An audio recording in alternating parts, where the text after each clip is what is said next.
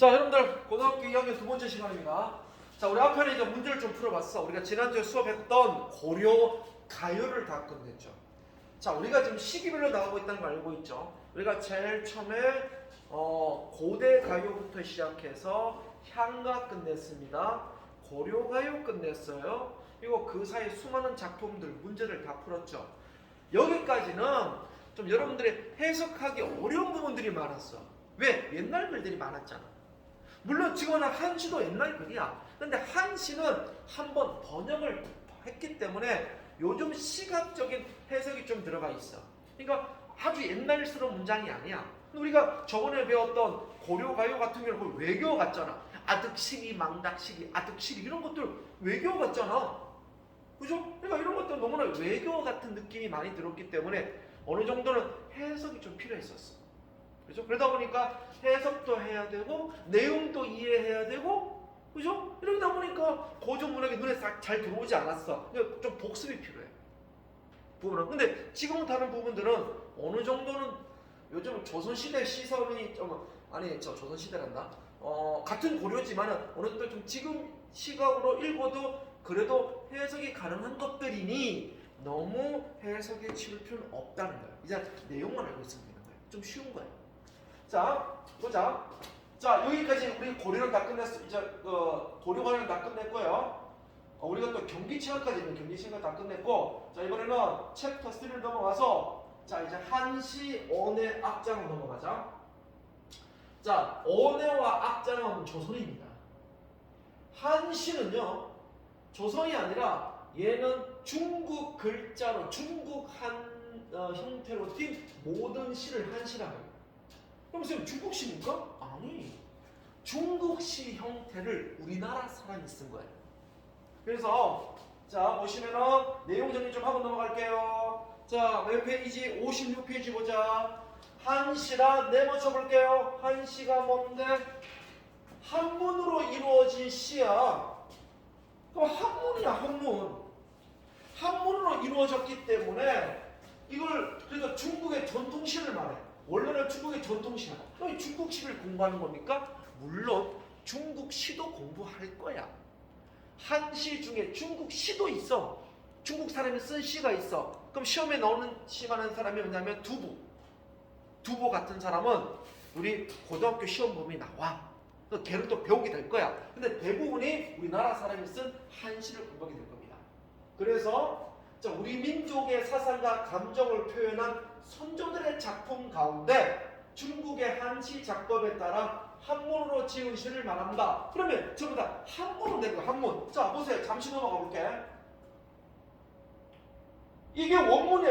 이게 보면 광문 척석 주부망 인원 남본 지첩강 상공 시비 성동 이 고교 유수진 농상 이렇게 한문 나오는 거야. 이게 원문이야.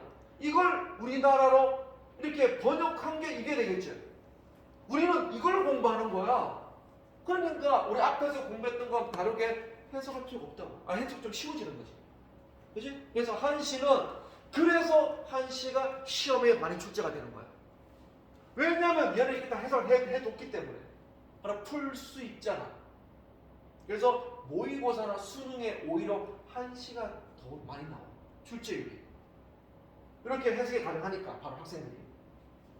그래서 한시도 시도처럼 많이 알아둬야 됩니다. 자, 그러면 한시는 이렇게 한문으로 된 걸 말해요. 한문을 우리 물론 번역한 걸 공부하겠지만 원문은 한문이야. 자, 한문을 봐. 몇 줄이니? 대략 4줄이지. 4줄이 많아. 자,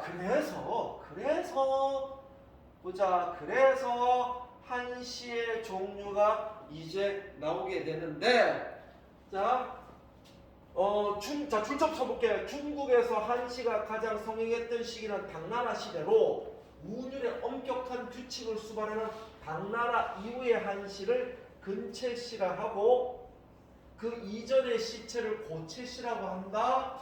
그렇게 있대요. 뭐 아주 중요한 건 아닙니다. 이 정도의 시가 있어요. 자, 그런데 여기서 중요한 건요 바로 이겁니다. 자, 보세요. 아까 내가 시가 몇 줄이었니? 아까 봤을 때 4줄이었지. 우리가 4줄을 자, 그 행위의 수에 따라 사행시 네 줄을 절구라 그래. 네 줄을 우리가 절구라 그래. 다음에 팔행시를 율시라 그래. 요거 두 개만 딱 기억하면 돼. 자, 네 줄은 뭐라고? 절구야. 여덟 줄은 뭐라고? 네 줄은 절구, 여덟 줄은 율시라 그래. 잠시 예를 들어 보자. 자, 봐봐.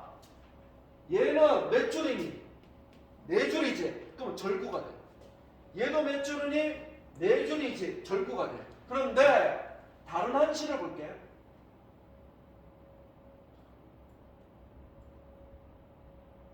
자, 하나, 둘, 셋, 넷, 다섯, 여섯, 일곱, 여덟 줄이지. 뭐니? 얘가 율시가 되는 거야. 자, 그러면 절구는 네 줄, 여덟 줄은 율시다. 물론 12줄, 16줄도 있어. 근데 그런 거 신경 안 써도 돼. 딱 절구와 율시 두 가지만 기억해.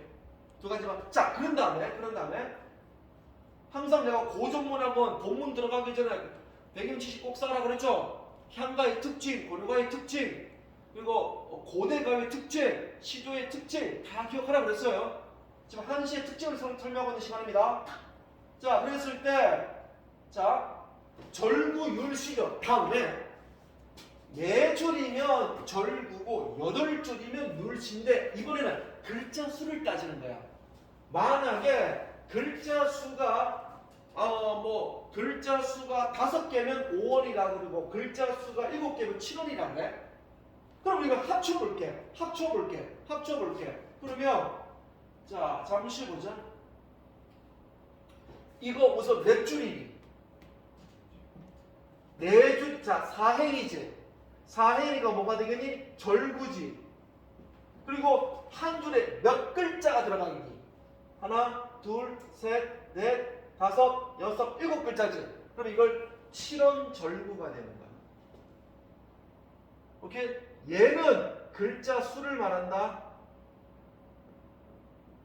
얘는 행의 수를 얘기한다. 행의 수? 그럼 얘는 7원 절구. 그래서 7원 절구가 딱 나온 거야. 오케이? 그러면 잠시 아직 안 배웠지만 여기다가 이렇게 하자. 똑같이 필기 좀 해볼까요? 자, 몇 페이지네? 그 다음 페이지야. 우리 교재 58페이지에다가 살짝 미리 이거 다 하자. 그럼 얘는 7원 절구가 되는 거야.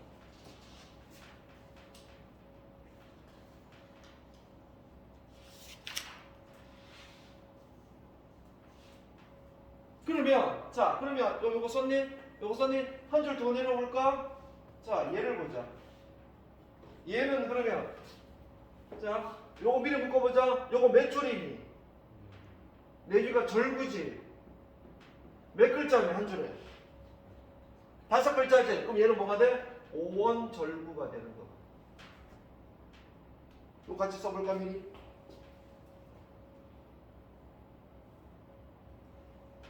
자, 다음 작품 미리 볼까? 미리 넘길게. 어차피 이런들 다 얘는 넘어가자. 얘를 보자. 얘. 자, 얘 또 묶어보자. 몇 줄이니? 네 줄이지. 절구지? 몇 글자니? 7원 절구가 되겠지. 총이는 자, 다음 작품 볼까? 바로 밑에 부병루만까지 할게요. 부병루만. 자, 부병루는 자, 봐봐. 요거 몇 줄이니? 8줄이지. 뭐라 그랬니? 율시라 그랬지. 몇 글자니? 그럼 뭐가 5원 율시가 되는 거야. 오케이, 그러면 그럼 경우의 수가 크게 4가지지. 5원 절구, 7원 절구, 5원 율시, 7원 율시. 이렇게 4가지가 있는 거야. 자, 이게 한시의 특징 중에 하나야. 알았죠? 그러면 절구와 율시는 4줄이냐 8줄이냐 요 얘기다. 자, 다시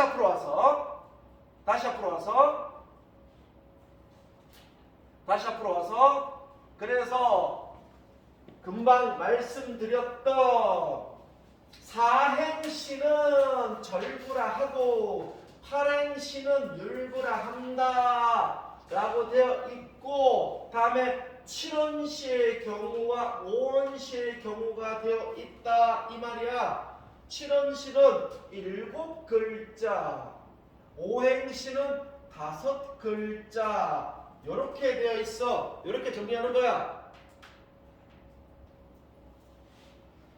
됐죠? 자, 이게 이제 한시의 종류야. 똑같이 표기했네. 자, 다음에 한시의 특징을 좀 볼게. 자, 한시의 전개 방식 요게 있어. 자, 한시의 전개 방식이 있는데, 자, 기승전결 형식을 취하는 한시. 자, 이게 첫 번째 특징이야. 근데 여기서 우리가 하나 의문스러운 거. 아니, 신령님, 자, 칠판 봐봐. 아까 요렇게 5원 절구는 요렇게 5개가 4줄로 되어 있잖아. 4줄로 되어 있잖아. 맞죠? 얘가 뭐니? 얘가 얘는 4줄로 되어 있으니 절구야. 4줄이니까 기, 승, 전, 결이라고 붙이면 되는 거 이해가 되는데, 아까 8줄 어떻게 붙이는 거야? 8줄이 있잖아. 8줄 이렇게 우리 2줄 더 있죠? 8줄. 8줄 우리가 율시라고 그랬잖아. 그럼 율시는 기승전결이니까 그것도 기승전결이야. 이거 2개씩 묶어서 기승전결이야. 그러면 중국 한시는 무조건 몇 단 구성이라고? 4단 구성이야. 자, 그럼 이걸 언제 써먹는 줄 아니? 자, 4단 구성이야. 그러면 우선 그러면 기승전결 형식을 취하고 있다. 즉 얘는 4단 구성의 형식을 띠고 있다 이 말이 되는 거야. 자, 그러면 우리 하나 기억하자. 중국의 한시는 모두 몇 단 구성이라고? 4단 구성이라고 그랬죠? 그죠? 중국의 한시는 다 4단 구성이야. 그럼 만약에 현대시를 공부하다가 4연으로 된 시가 있어. 4연으로. 예를 들면 잠시 참 우리가 이게 참 좋아. 예를 들면 이육사의 절정이라는 걸 보자. 자, 이육사의 절정이라는 시가 있다고 쳐보자. 얘는 현대시야. 아무거나 그냥 보자.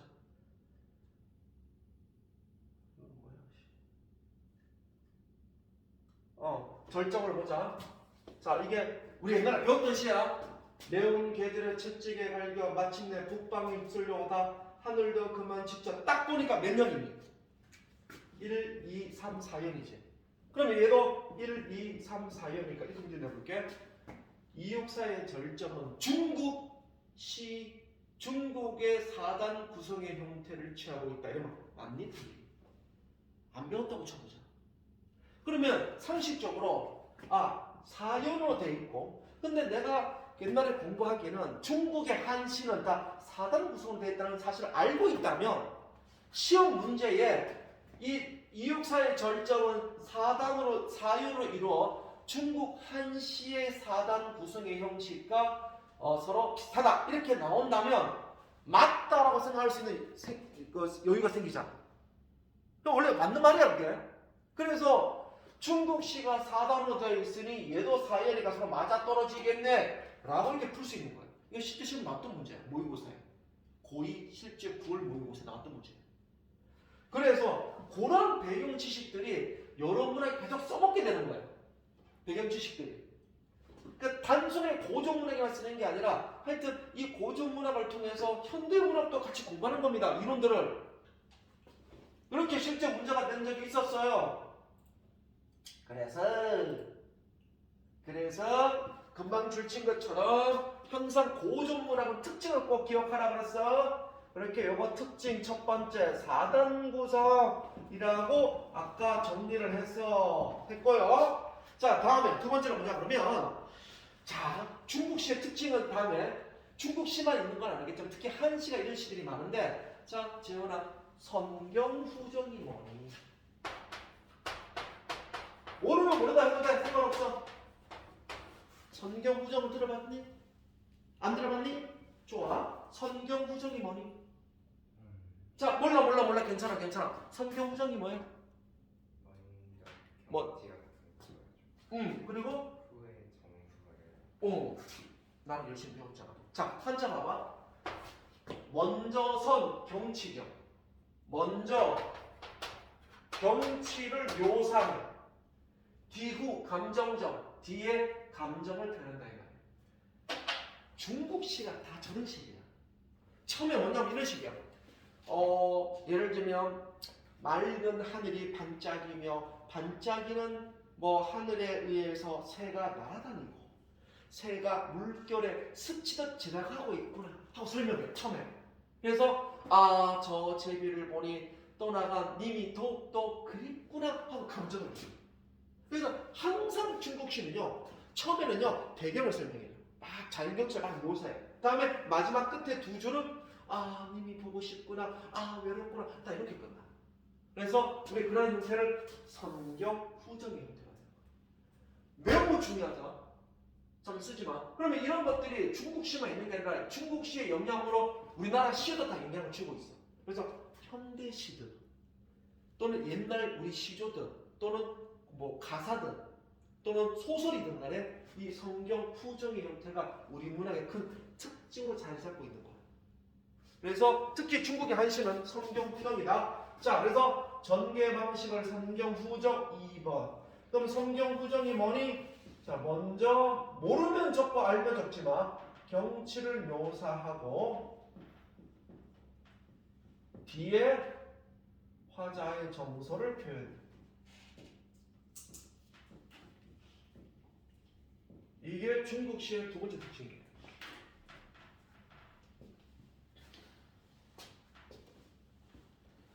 자, 알고는 있으면 둘만 치고 모르고 있으면 너희 둘은 알 거 아니야. 이건 내가 맨날 했던 거 아니야. 성경 후정은 뭐 귀에 직역들은 많이 했던 거잖아.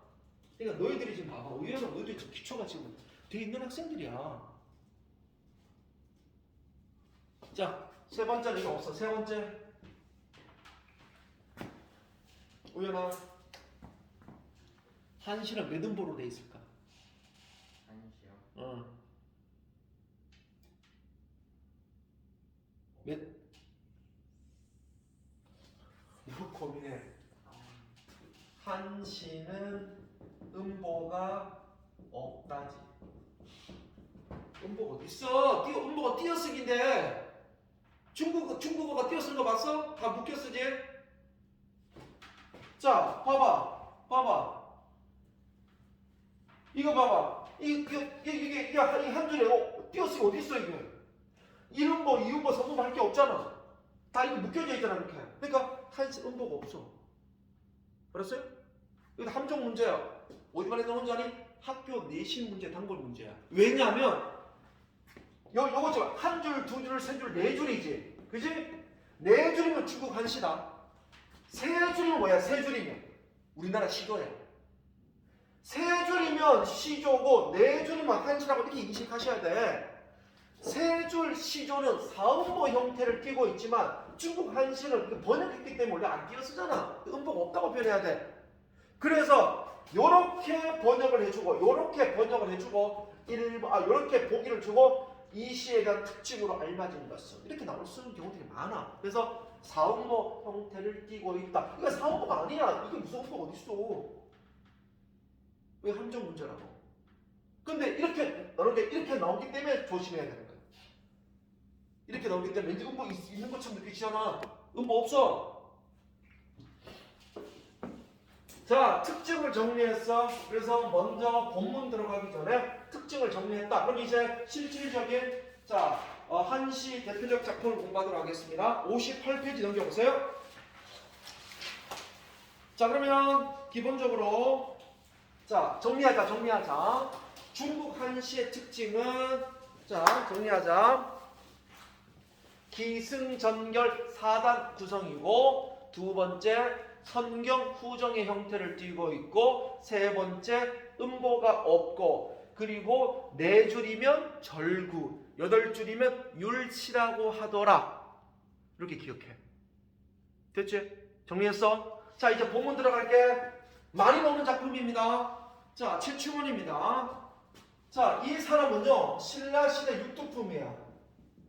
신라 시대 육두품이다. 이걸 왜 먼저 설명하냐 그러면 이 최치원은 되게 유명한 사람이야. 천재라 그래. 자, 최치원은 신라 사람인데 당나라에 유학을 가서 빈곤과에 합격을 합니다.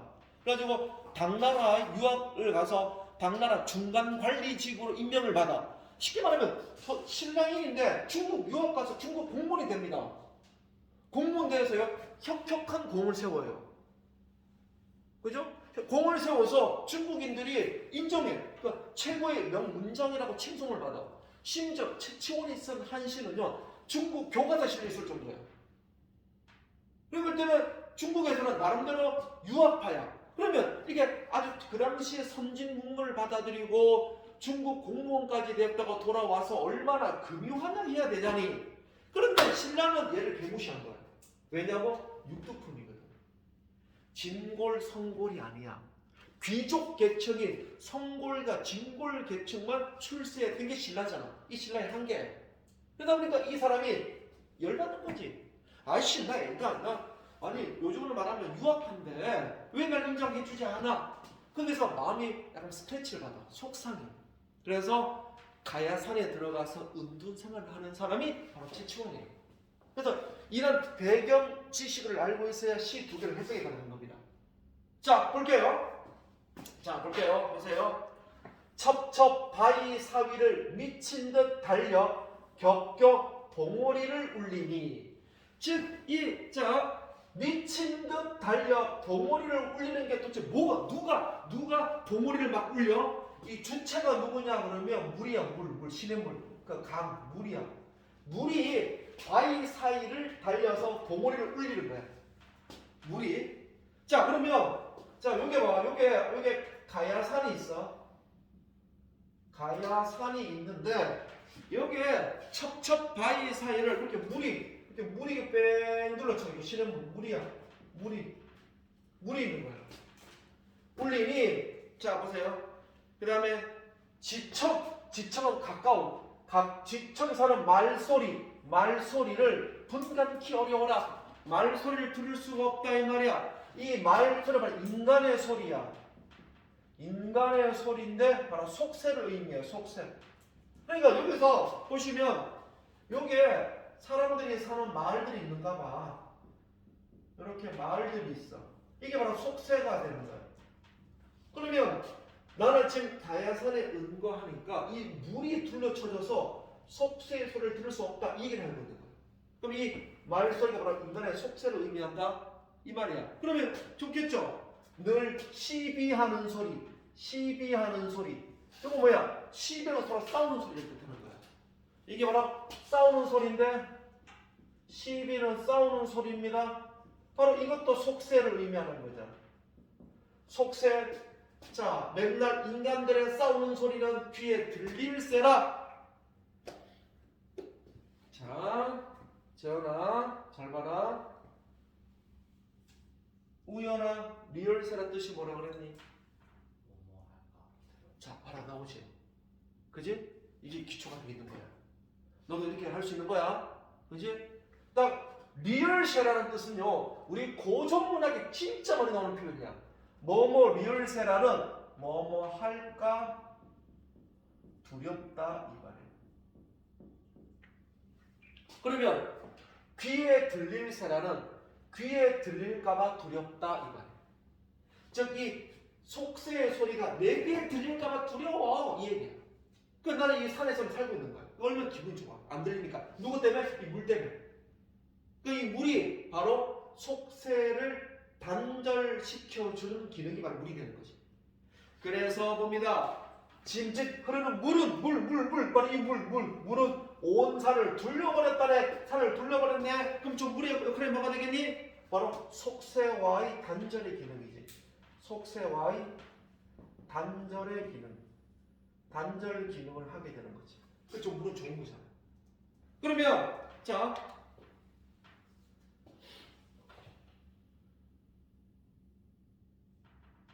기초가 잘 돼 있어. 자, 봐. 요거 두 줄 보자. 자, 첩첩 바위 사이를 미친 듯 달려 봉오리를 울리고 말소리가 들리고 이게 뭐니? 먼저 경치를 얘기했으니까 성경. 다음에 귀에 들릴까 두려워. 감정이 들어갔으니까 후정. 선경 후정의 형태를 띠고 있다. 이게 중국 한시야. 물론 한국 사람이 쓴 거지만 이런 형태를. 자, 요 그림까지 그렸으면 좋겠다. 그림까지. 그래서 이해가 되겠죠? 자, 그림까지 하고 주제 정리해볼까? 주제는 산중에 은둔하고 싶은 심정. 은둔하고 싶어. 제가야산 독서관. 그림까지 그리라고 그랬어. 그림을 그려야 오래 이미지가 오래 기억하지.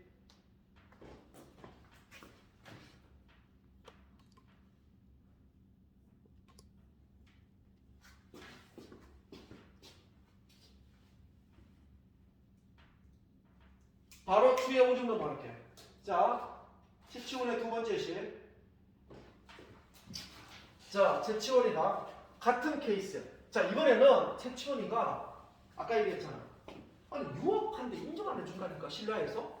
아니, 개차만 취급하는 거야. 아니, 그 더군다나 그냥 유학파가 아니라 당나라 빈곤가에 합격해가지고 고일 안 했지만 중간 관리직까지 하면서 혁혁한 공까지 세우고 당나라 왕이 상까지 준 사람이야.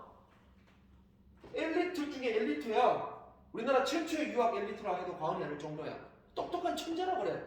채치원의 글은 명문장이라 그래. 그래서 중국인들도 지금도 채치원의 시를 학교에서 배울 정도야. 그런데 우리나라에서 언니 인정해주지 않으니 얼마나 속상하겠니? 그래서 아까 가야산의 은거에서 아유 시비하는 소리 들리기 싫어라고 했고, 다음에 추야 우주. 가을 밤에 비가 내리고 있어. 추야 우주. 자, 그때 이 괴로운 심정을 쓴 시가 추야 우중이야. 요 두 개가 되게 유명한 한 시야. 읽어보자. 가을 바람에 괴로이 읍조리라. 자, 가을 바람에 내가 너무 괴로워. 그럼 봐봐. 가을 바람 때문에 더 괴로운 거야. 그럼 이 가을 바람이 불 때마다 계속 괴로움을 읊조리는데, 그럼 가을 바람은 화자의 슬픈 감정을 더욱더 심화시켜주고 있다는 표현을 쓰는 거야. 그럼 이제 뭐가 되겠니? 가을 바람은 슬픔 심화. 슬픔을 더욱더 심화시켜주고 있다. 심화 첫 번째 단어. 슬픔을 심화시켜주고 있다. 다음에 자, 보세요. 세상에 알아주는 이가 없네. 바로 이게 뭐니? 갈등의 이유잖아. 슬픔의 이유라자. 슬픔의 이유야. 슬픔의 이유를 직접적으로 표현해주고 있어. 직접적 표현. 왜 슬픈데? 나를 안 알아줘. 나 엘리트야. 쉽게 말하면 나 하버드 대학 유학파야. 근데 한국에 오니까 내가 서울대가 아니라는 이유로 다 무시해버린다는 거야. 더 좋은 하버드 대학 나왔는데 열받는 거지. 그래서 봅니다. 창밖엔 밤이 깊도록 비만 내리네. 그럼 이 비도 뭐가 되겠니? 비만 초록초록 내리니까 내 슬픔이 더욱더 심화시겠지. 슬픔의 심화 두 번째 단어가 된 거야. 창밖엔 밤이 깊도록 비만 내리는데. 그러면 가을바람과 비는 불 때마다 내가 너무나 더 외로움이 더 많이 느껴져. 그래서 봅니다. 등불 앞에 마음. 자, 마음은 우선 마음이 있다 설교하고 만리 밖을 내담네. 즉 내 마음은 만리 밖에 있대. 만리는 자 십리가 4km야. 백리가 40km. 천리가 400km야. 천리는 서울과 부산 간의 거리야. 근데 만리는 4,000km. 4,000km면 와우, 서울과 부산의 10배 거리야. 그러면 뭐 여기서 뭐 4,000km니까 뭐 미국까지는 오가겠지만 뭐 하와이까지 가겠네. 미국까지 가려나? 근데 솔직히 그건 너무나 말도 안 되는 거리지. 그러니까 이걸 우리가 구체적 거리가 아니라 우리 문학에서 뭐라 표현하니 정서적 거리가, 내 마음의 거리. 제가 정서적 거리감이라고 하는데요. 이런 명칭들 우리 많이 쓰이잖아 문학에서 정서적 거리감인데 그럼 이 마음은 어떤 마음이냐가 정리해보자. 어떤 마음일까? 자 이거는요 해석이 두 가지로 해석이 됩니다. 자 해석이요. 자 두 가지로 해석돼요. 그러니까 이 추야 우중이 언제 쓴지를 몰라. 쉽게 말하면 최치원이 썼다는 걸 알고 있어. 동문선이라는 책이 나오니까. 그런데 이 추야 우중이 당나라 유학 때 쓴 시인지 아니면 신라에 돌아와서 쓴 시인지 그걸 모르겠는 거야. 그래서 만약에 이게 당나라 유학 때 썼다면 당나라 유학 시절에 썼다면 이 마음은 어떤 거니? 바로 고향에 대한 그리움의 마음이 된 거야. 나 신라 가고 싶다라는 고향에 대한 그리움이야. 고향에 대한 그리움이야. 고향에 대한 그리움인데 고향에 대한 그리움을 뜻하는 사자성어 혹시 기억하고 있니? 지금은 고향에 대한 그리움을 드러내는 사자성어. 자, 몰라도 돼. 칠판 보세요. 자꾸 너에게 질문하는 이유는 뭐냐면 아니 모르기를 궁금한 게 아니야. 오래 기억하라고 자꾸 얘기해 툭툭 채워주는 거야. 똑같이 다 질문하는 거니까 오해하지 마. 자, 초성을 해보자.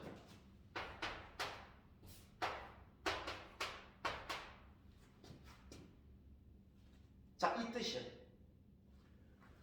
여우라는 동물은 여우지. 여우라는 동물은 정확해. 아니, 여우라는 동물은 자기가 죽을 때 자기가 처음 태어난 고향 쪽으로 머리를 대고 죽는 습성이 있어. 영물이야, 진짜 여우라는 동물은. 그래서 그때 나온 사자성어야. 즉, 여우라는 동물도 자기가 죽을 때 태어난 고향 쪽을 향해서 죽는다는 말이 있듯이 사람도 고향에 대한 그리움을 갖고 있다는 뜻을 가진 사자성어야. 혹시 아니? 여기 들어갈 거 아니야? 그래. 머리수, 언덕구, 처음초, 마음심, 머리를 언덕에 둔 처음과 같은 마음, 수구초심, 고향에 대한 그리움. 그래서 얘를 수, 구, 초, 십이라고 하나 더 적어두고 다음에 유학 시절이 아니라 이번에 뭐니? 신라로 돌아왔을 때 신라로 돌아왔을 때 이 시 주제가 뭐가 되겠니? 바로 자기 신분의 한계, 육두품이라는 신분의 한계에 대한 외로움. 그러니까 신분적 한계에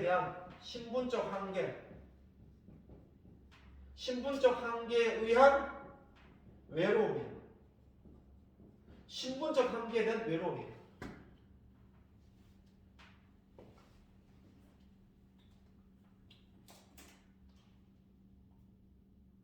자, 그리고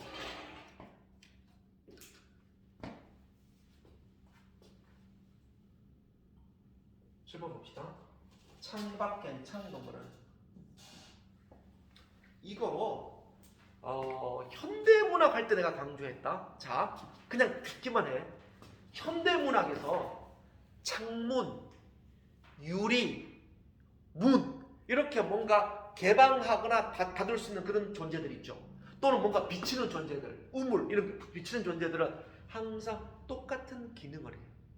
뭐냐면 유리도 마찬가지고 창문도 마찬가지인데 뭔가 비치거나 닫을 수 있는 이런 것들은요 항상 현대시든 고전시든 두 가지 기능을 동시에 띄고 있는 거예요. 뭐 창문을 통해서 밖을 바라볼 수 있죠. 그러니까 창문은 세상과 연결하는 그런 기능을 갖고 있어. 하지만 창문 때문에 또 문을 닫아버릴 수도 있잖아. 그래서 연결과 단절의 이중적 기능을 갖고 있다. 이거는 그냥 문학의 이론이야. 이론. 그러면 이 시만 해당하는 게 아니라 그러면 현대시든 고전시든 읽을 때 뭔가 창문이다, 유리가 나오면 뭐 연결과 단절의 이중적 기능이란 말이 나오면 무조건 다 맞는 말이야.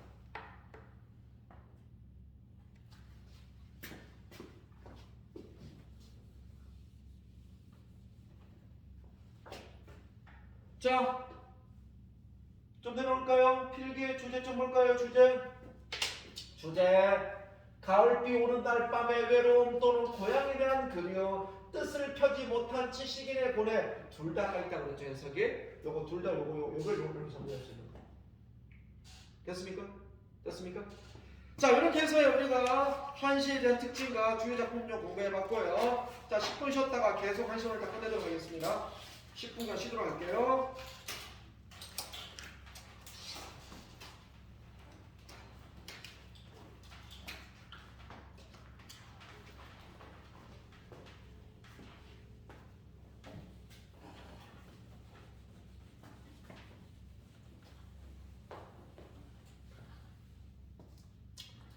중요한 개념들은 좀 익혀도 네. 아까 성경후적, 율구절시, 그리고 창의 이중적 기능 이런 것들이 이제 이런 것들 많이 써먹는 거야 앞으로 문학에서. 그걸 좀 익혀도 그렇게 하면 돼. 그렇게 나랑 같이 이렇게 문학을 이렇게 몇 개월 정도 하면 문학이